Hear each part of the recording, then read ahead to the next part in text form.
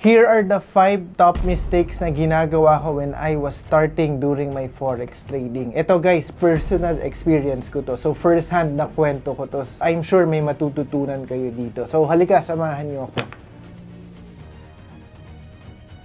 Top 1, poor risk management. So bakit?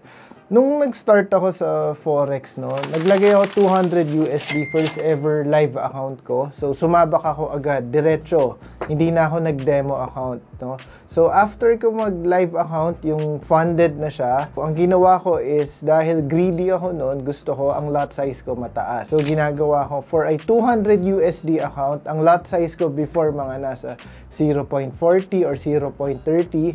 And eventually, yung trade na yon hindi nag-materialize. Kaya, nasunog rin agad yung pera ko. Agad. Poor risk management, negative yan. Iwasan nyo yan. Mistake number 2, indicator trading, no? So, RSI ang favorite ko gamitin before. So, pag oversold siya, wala na akong isip-isip. Pag nakita kong oversold, magbabuy na ako agad. And pag overbought na siya, wala na rin akong isip-isip, magsesell na ako agad. Right away, yun lang ang basis ko, wala nang iba. Wag na wag kayo magte-trade, guys. Indicators alone, wag ganun. Mistake number 3. So, mahilig ako noon magbasa ng mga signals type. So, bakit nga? Bakit signals? Kasi, babasahin ko lang sila. So, nakalatag na kung ano yung gagawin ko. Ito yung currency, ito yung instruction, ito yung take profit, ito yung SL. Pero, ang naging problema doon is hindi ko alam kung bakit ko siya sinusunod. I am following them blindly. So, eventually, kapag ka natalo yung sinunod ko, no, there is no one to blame but myself. So, isang example na nangyari sa akin is before meron akong signal na sinunod, Euro USD buy.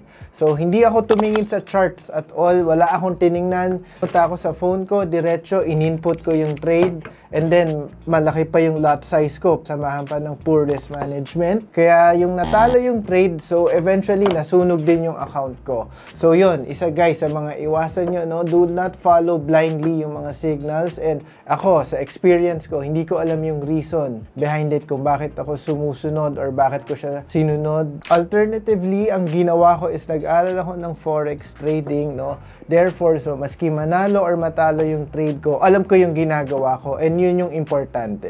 Okay, number 4, no? Sabog ang learning system ko. So, wala akong sistema. Lahat ng ginagawa ko before is freestyle learning. So, manonood ako ng YouTube video 1, video 2, video 3, video 4, so on and so forth. Hanggang sa na-overwhelm ako, lahat ng knowledge, no? Dinadigest ko and eventually na-overwhelm ako and nag-quit ako for a time. So, hindi siya magandang practice. So, maganda dyan is dapat kukuha ka or makakausap ka ng mga mentor na tutulong sa'yo or maghahatak sa'yo pataas. Number 5, no? So, parang ginagawa ko nun is, dahil sa bugang educational system ko and buong araw ako nakatutok sa mga charts nun, no? Pag pumasok ako, eventually, yung trade ko, no? Laging hindi nag-go or lagi akong talo. So, guys, so paano natin maiiwasan tong mga mistakes ko na na-experience, no? So, ang maganda talaga, meron kang structure and meron kang educational system. Like, meron kang mga mentors, no? Na nandyan na nag-guide sa'yo and especially, meron kang tatanungan lagi ng mga questions mo na gustong malaman about technical analysis and fundamental analysis. So, napaka-importante talaga na may nag-guide sa atin, di ba? Para at least umunlad tayo as a trader. So, yun guys. Salamat pala sa oras nyo, no? So, I hope may natutunan kayo sa mga naging experience ko.